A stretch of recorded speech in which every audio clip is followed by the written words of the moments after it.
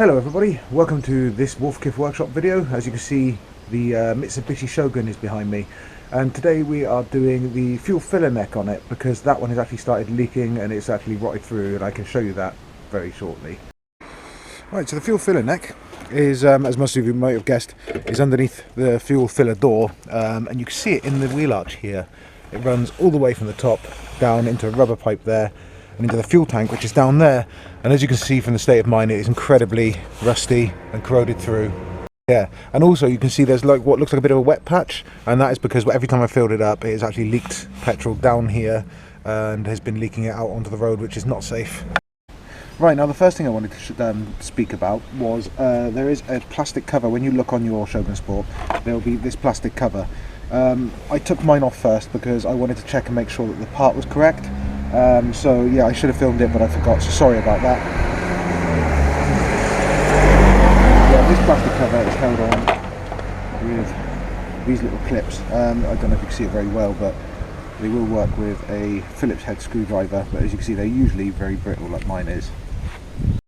Yeah, these clips you can get online. I think you can get a full pack of them for this vehicle for about £7. But I wouldn't worry too much about it if yours are broken like my ones have, like that, because I've lost most of mine because they broke. But what I'm going to do is use cable ties on them instead, because as you can see, they're just round holes. So you can get away with putting cable ties on. I'm going to put that on mine to start with. I'm just going to order up a set of those clips for later on. This is how that dust guard usually sits, the plastic cover, and yeah, it kind of sits up there like that, and the clips go through those holes into these places here. I mean, again, shows how rough mine is. That is actually pretty much rusted off on mine. Right, so the first thing we're going to do is open the fuel filler door. The fuel filler door opening, of course, is probably like teaching some of you to suck eggs, but it's just that one there. Of course, door's open, but this means that we can expose the 3 bolts there. 3 10mm, I believe, which is what holds the top part of the pipe on, and then there's another 13mm or so underneath, which also helps. Right, welcome to inside the wheel arch and by my rusty fuel pipe. First thing I'm going to try and undo is this one here. As you can see, I've used some maintenance spray on there to try and make it so that it comes out without snapping, hopefully. Looks like a 13, but I believe that's a 12, because the Japanese don't use 13s really.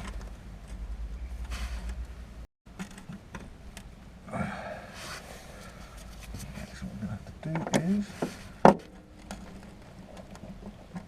a bit of passive maintenance, I think. Give it a smack.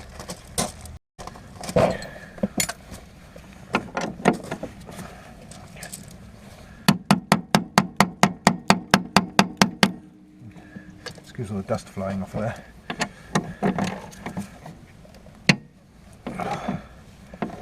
Brilliant, it's starting to move, but it's very... If you ever get a bolt that moves but it starts going very tight, especially if it's on a little thing like this, the best thing to do is work it backwards and forwards a few times when it gets tight, and you've got more chance of saving it without snapping it then.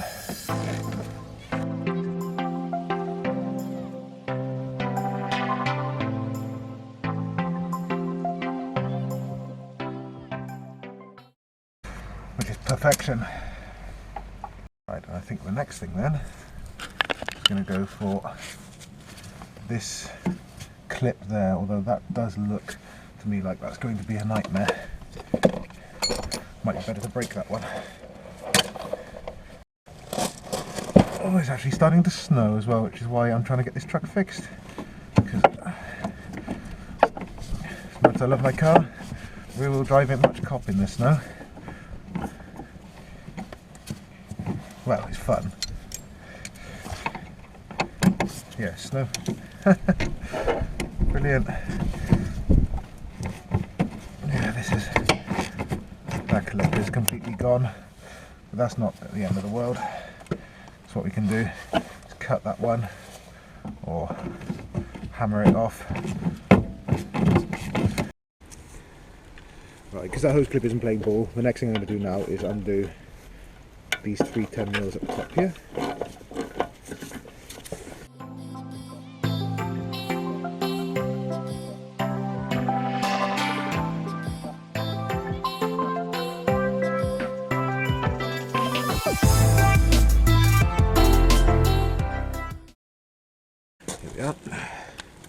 that's that bit done.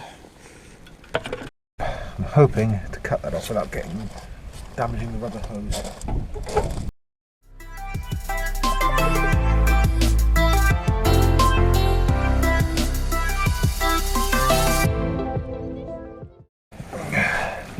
To be honest, this would be a lot easier to use a grinder, something like that, I know that, but because it's been leaking fuel for some time, fuel and sparks don't really mix unless inside your engine, so that's why I'm not using one, just in case any of you watching are wondering that.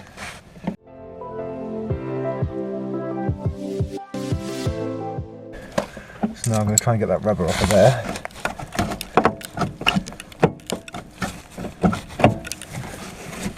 Get this.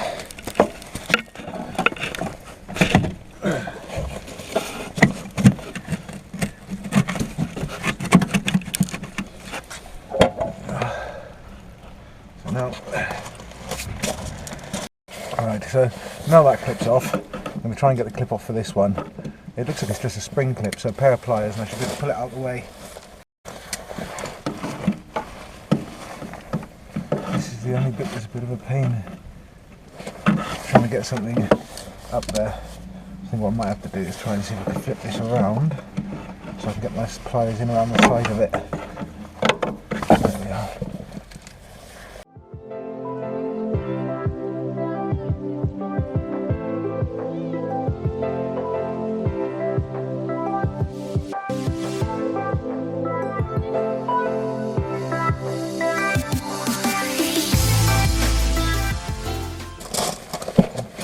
I see. I can work this pipe a bit.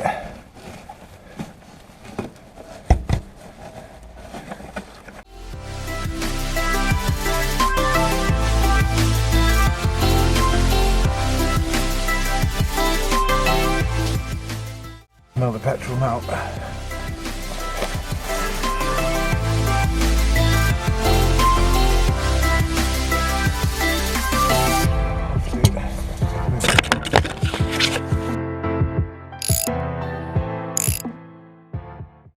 So here's my old rusty fuel pipe. There's the problem with it, look. So, and I've got a new one in the truck here. So I'm going to put these next to each other and make sure they're about the same.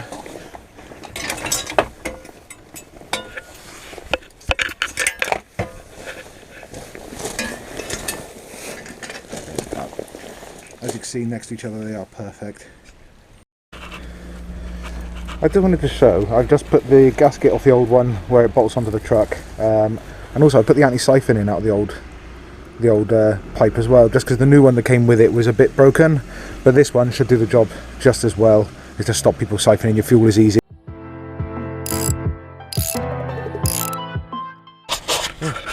Hi there, I'm sorry, I've actually not recorded the last little bit because it was absolutely hammering down with rain. As you can see, snowing now. But I'm just going to show you my progress, not up my nose, but yeah, if you look, the new pipe is in.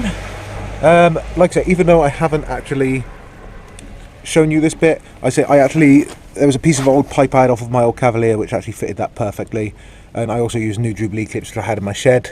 But basically it's 3 bolts, you've got the 12mm there, and then you've got the 3 10mm in here where the fuel filler cap is. So what I'm going to do now, just give it a bit of go with the under sealer, because the top of the tank is looking a tiny bit dry there, just to try and protect it for the future, and then I'm going to put the cover back on and cable tie that in place. So, I hope you enjoyed that video, guys. If you did, let us know by hitting a like and a subscribe underneath this video. And also, don't forget to hit that notification bell just to let you know when we bring out some new videos and new content. If you've got any questions or queries, or you'd like any more technical help, then just fire it into our comments below this video, and I'll try and get back to you as soon as I can. Thanks a lot, and keep your eyes peeled for our next video that's coming.